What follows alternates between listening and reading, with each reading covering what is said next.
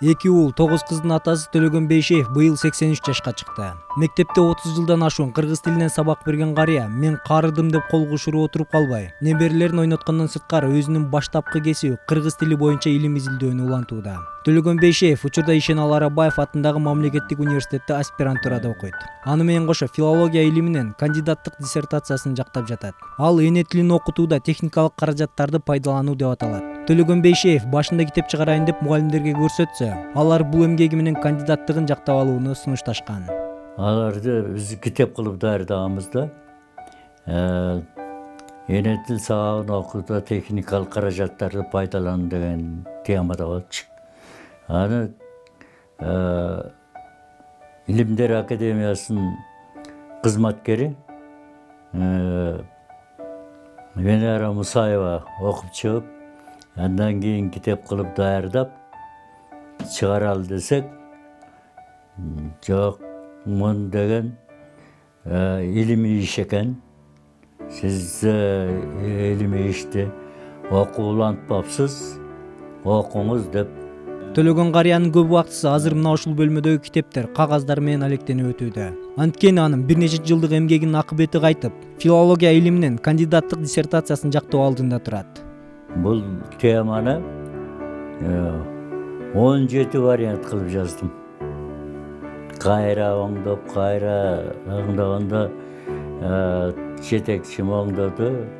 Андан кийин эксперттер оңдойт экен. Андан кийин кафедрага талкуулаганда андагы айткан жолдоштордун сын пикирлери боюнча кайра оңдоп чыкты.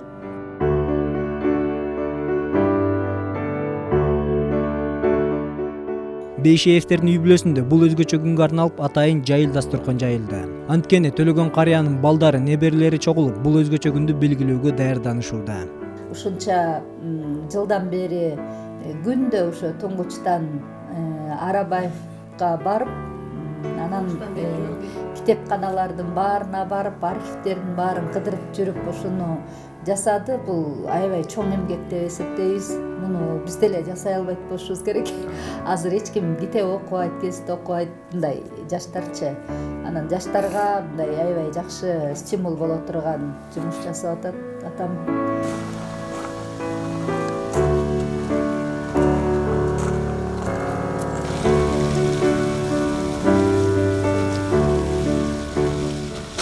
Бүгүн карыя кезде мындай жакшы иштерге пайдаланып атасыз. Бул өзү абдан туура.